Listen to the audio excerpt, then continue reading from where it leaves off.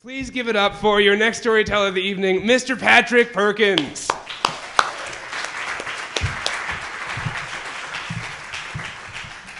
Let me preface this story by telling you that when I was 8, my mother, in order to quit using methamphetamine, moved us from Sacramento, California, the city I was born and raised in, up into Portland, the city I was born in, which makes me like the most Portland person ever. But also, excellent grammar, sorry. She moved us in with my grandmother, who was something of a hoarder. And by something of a hoarder, I mean the exact definition of the word. Like, you know that section over there with like the couches and stuff? Double that. That was the size of the living room that we couldn't access when I was 8. We had about 5 bedrooms, and for 6 or 7 of the 10 years I was there, I had to share a room with my sister. So that made masturbating like real awkward. I like to tell people that being raised by a hoarder has, to me, a specific meaning. In the year 2001, I was dressed in the nicest clothes of 1993. But at the same time, I got to listen to Bill Cosby on vinyl in a time when like everyone was still on CDs and stuff. So I was like pre-hipster, I guess. Yeah. But that sort of thing really inspired me. It made me want to be funny. And all I knew of humor was that when I told people the truth, it tended to make them go, ha, ha, ha, ha, you know. And so I would do this often, and I remember a particular time this got me in trouble was in high school when I bragged that I'd masturbated in all of the bathrooms of the high school. Like all of the boys' bathrooms. All of the boys' bathrooms. I wasn't like, ew, leaving with a wig and shit. I don't know, sorry. I digress. But I thought that would be funny, and instead people had kind of that reaction of like, even the girl, yeah. And this one kid told me, well, that's nothing. I've masturbated 13 times in one day because there was 7 bathrooms in the high school. And I was like, that's impressive because I only had 10. And I decided, fuck this kid. Like, I can do this. I am not going to let... Being raised by my mom and grandma meant that I had a special take on, say, Christianity, for example. Like, I was kind of taught to believe that Jesus had died for the sins of men, and because he was the Son of God, and therefore a man, the right person had died. And men are evil because of their penis and things like that. So I decided that in order to keep my penis under control, I would just beat it in submission. I masturbated like I was training for an Olympic sport. Like, I just took it to extremes. Like, I had time and distance, and like there was a fort in the backyard. And the thing was, this was before the internet. Like, we had the library, but I still had access to porn because, like I said, my grandmother was a hoarder, and this meant there was some crazy shit around the house. We had a bunch of books. And for some reason, they didn't expect a kid who has, like, Magic the Gathering tattooed on his... I didn't have it then, but a kid who would do that. They didn't expect him to read every book in the house and find innocuous titles, like this book called Chameleon, which was this really dry, boring spy novel, and tell the letters to Penthouse every 83 pages or so. It was just... I had spit in an imagination. It was fantastic. It was like the greatest book, and nobody knew I was looking at porn, so I felt like I've got something over on the grown-ups. I'm winning, you know... but at the same time, there was less obvious things. Like there's this manual called Yin and Yang, The History and Philosophy of Chinese Sex. And it shared such interesting tidbits as the emperor who ruled in the air. And he was a good emperor. Listen, I don't have the details. And he ruled very benevolently, and part of why they thought he ruled so benevolently was the fact that he got blowjobs like before every legal proceeding, like apparently to cleanse his spiritual palate or some crap. But this was in that book, and at the same time there was this fun the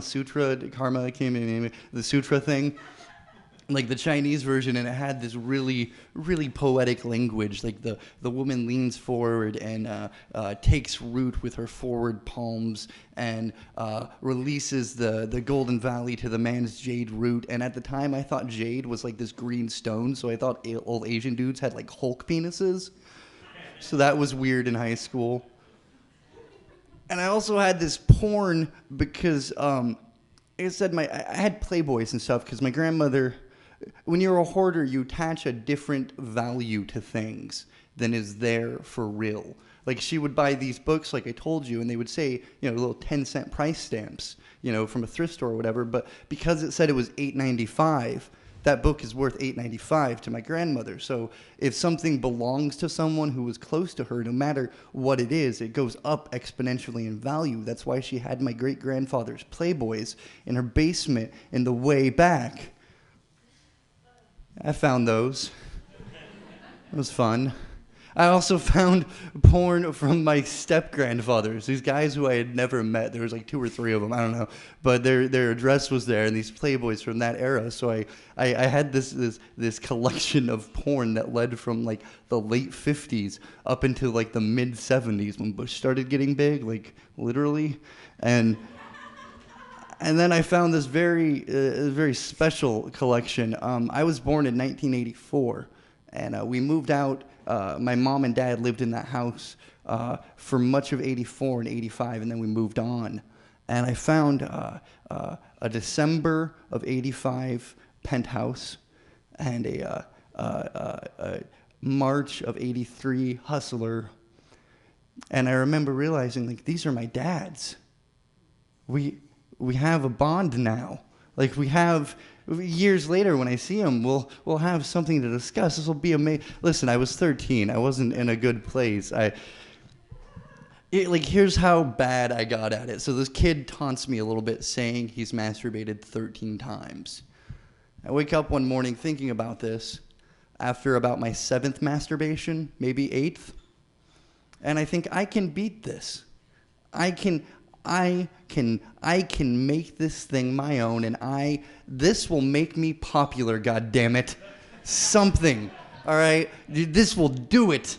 And I get to about 16 and 17, and here's the deal. I had this fun thing set up where my sister had to go to school for made-up reason, and then my mom, she was a hypochondriac after quitting the meth. Like, my grandmother became a hoarder after drinking. My mom became a hypochondriac after using meth. I became a stoner after being a drinker. We do a lot of denial in my family, but my mom had all of these doctor appointments scheduled, and my grandmother had work scheduled for that night. So I had these various stages in which there would be no adult supervision, in which little sophomore Pat could run around the house to all of his stashes of porn, to the hollowed out tree trunk in the back, to the back of the escort station wagon, down into the basement, under his bed, in the bathroom, up above the medicine cabinet, in the attic, way behind the Christmas crab that's from like 19-something, like, this could be my day. And at 17 or 18 or 19, I'm feeling victorious. I'm feeling like I am, yes. And then I reached 20. I remember it being about 10:30 because Loveline had just come on. And I'm not too ashamed to admit that there are certain calls that may have fueled certain thought processes. It may have fueled certain mechanical motions. Let's not focus on that. The point is that, like, at number 20, I felt this sudden weight lift from my shoulder, and I realized I can't get famous from this. What the fuck am I thinking? The hell kind of retard am I? I just like, my dick just went like, I'm good, dude. That's it. That's all I got. Like, I hate you. It's fine. I'll never bother you again. And then I realized this is bigger than me now.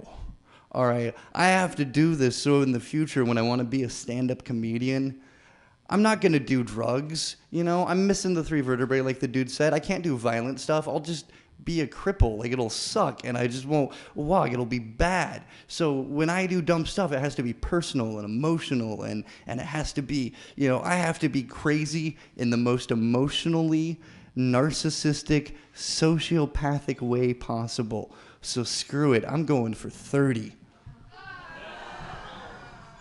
I don't know what number I got to. I just know around midnight, my wrist was sore.